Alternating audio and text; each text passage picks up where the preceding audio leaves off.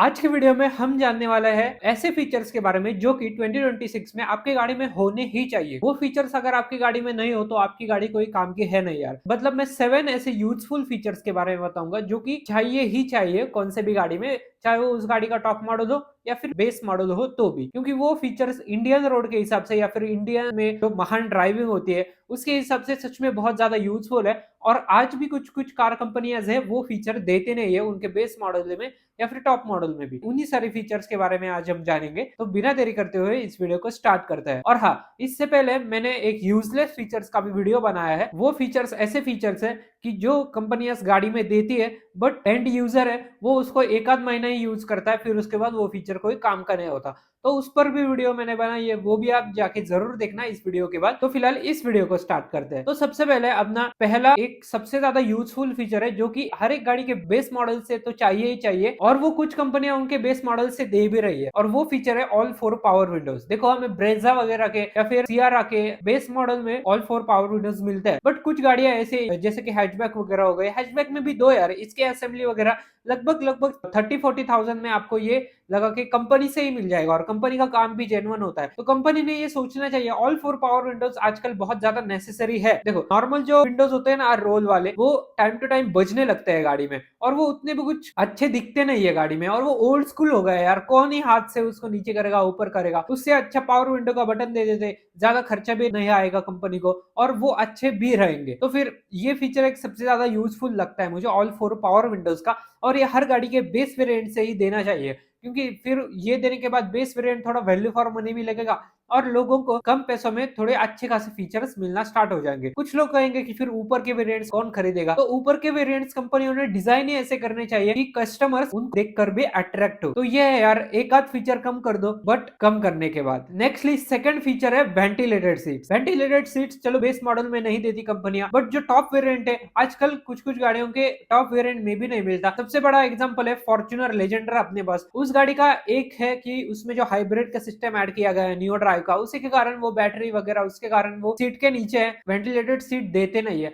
अगर वो बैटरी की प्लेसमेंट वगैरह थोड़ी चेंज कर दी इधर उधर तो दे सकते हैं। और वेंटिलेटेड सीट्स एक गाड़ी का टॉप मॉडल में भी ना होना, ये अपने आप में एक बहुत शर्मनाक बात है कंपनी के लिए, क्योंकि देखो इंडिया का मौसम ही ऐसा होता है, बस हमें बारिश में थोड़ी सी ठंडक मिलती है दिन के टाइम, वरना अपना नॉर्मल विंटर रहता है, या फिर समर में तो दिन के टाइम बहुत ज्यादा गर्मी होती है। अभी भी देख लो आप, दिन के टाइम धूप वगैरह बहुत पड़ती है, हमें गर्मी महसूस होती है, उसमें वेंटिलेटेड सीट्स एक बहुत काम का फीचर हो सकता है। अगर उस गाड़ी के टॉप मॉडल में ये फीचर है ना, तो आप ले लो यार। हैचबैक वगैरह में भी आज वेंटिलेटेड सीट आने लग गए हैं, जैसे कि अल्ट्राज वगैरह हो गई, प्रीमियम हैचबैक्स की मैं बात कर रहा हूँ, उसमें भी कंपनियां सोच रही है और वेंटिलेटेड सीट्स दे रही है। ये एक सबसे ज्यादा काम का फीचर है, छोटी गाड़ियों में भी आना चाहिए। छोटे गाड़ियों के कस्टमर्स ने क्या गलत किया है क्या मालूम, उनमें भी अगर 50-60 हजार रुपए बढ़ा दे, ये पूरे असेंबली ऐड करके वेंटिलेटेड सीट दे दे, तो और अच्छी बात होगी, क्योंकि ये फीचर फैसिनेटिंग भी लगता है। इंडिया में सिर्फ गाड़ियों के टॉप मॉडल में या फिर कुछ गाड़ियों के मिड वेरिएंट से वेंटिलेटेड सीट्स मिलना स्टार्ट हो रहा है, बट कुछ गाड़ियां ऐसे हैं जिनके टॉप मॉडल में नहीं मिलता।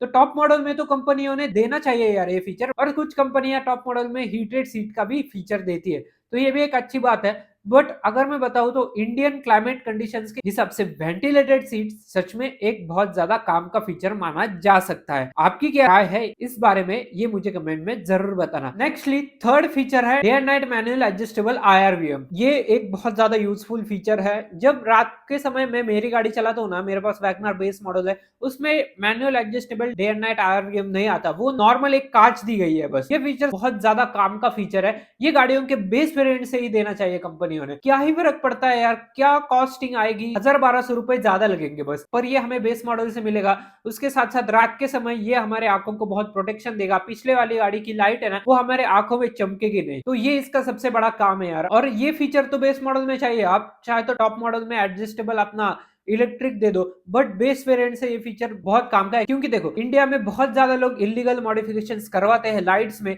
उनको कोई जरूरत भी होती नहीं है इतनी पावरफुल लाइट्स की, बट तभी भी डलवाते हैं, और वो फिर हाईवे पर इतने महान लोग होते हैं वो हाई बीम पर चलते हैं। जहां पर स्ट्रीट लाइट्स भी होती है वहां पर भी वो हाई बीम पर चलता है, और हाईवे पर मेनली लाइट्स भी होती है, तभी भी उन महान लोगों को क्या सोचता है, वो हाई बीम पर ही चलता है, हाई बीम पे चलता है। और आगे जो चलने वाला बंदा होता है ना, उसके गाड़ी में नॉर्मल अगर मिरर हुआ, एडजस्टेबल भी नहीं हुआ, तो उसके आंख में वो लाइट बहुत ज्यादा चमकती है। फिर वो उसको एडजस्ट करके करके भी कितना करेगा। अगर day and night manual adjustable adjustment हुई तो फिर वो जो नॉब है वो नीचे कर सकता है, और वो एकदम प्रॉपर एडजस्ट होता है। हम हाथ से कितना भी करने जाए ना, मैं प्रैक्टिकली बात कर रहा हूँ, होता नहीं है उतना परफेक्ट एडजस्ट जितना वो छोटी सी नॉब होती है ना उससे होता है। तो ये एक फीचर सबसे ज्यादा काम का है, ये फीचर देना चाहिए कंपनियों ने गाड़ियों के बेस मॉडल से। कुछ गाड़ियां ऐसी है वैल्यू फॉर मनी जिनके बेस मॉडल से मिलता है ये, बट कुछ गाड़ियां ऐसी है जिनके मिड वेरिएंट तक ऐसा नहीं मिलता, मिड वेरिएंट के बाद हमें मिलना स्टार्ट होता है, जैसे टॉप या फिर second top. Nextly fourth feature है इलेक्ट्रिकल एडजस्टेबल ओआरवीएम,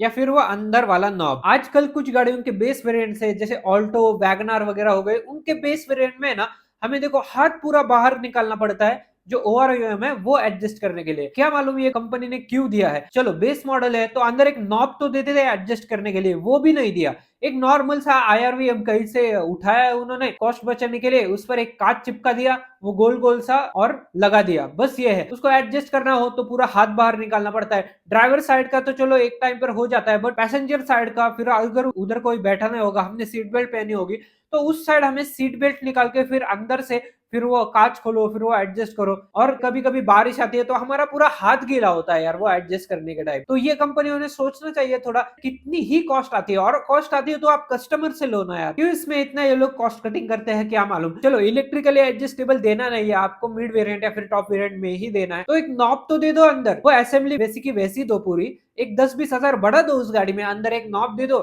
नॉब से नॉर्मल जो ड्राइवर वगैरह है वो कंट्रोल कर देगा। बट नहीं यार, ये कंपनी वाले सीधा पूरा हाथ बाहर निकालो, वो पहले तो अपनी खिड़की खोलो, हाथ बाहर निकालो, फिर उसको एडजस्ट करो। और कभी कभी वो जब गाड़ी पुरानी होती है वो थोड़ा सा ढीला हो जाता है तो ठीक से एडजस्ट होता नहीं है। अपना नॉर्मल जो अगर नॉब दिया ना, तो देखो वो कभी भी ढीला तो होता नहीं है, अंदर से नॉब से हम उसको जैसा चाहे वैसा कंट्रोल कर सकता है। और हमारा मन भर गया उससे, वो नॉब वगैरह सब सिस्टम निकाल के उसमें इलेक्ट्रिकली मोटर वगैरह भी ऐड कर सकता है। बट इनमें नहीं है यार, इनमें हमें मोटर ऐड वगैरह करने का भी ऑप्शन है नहीं।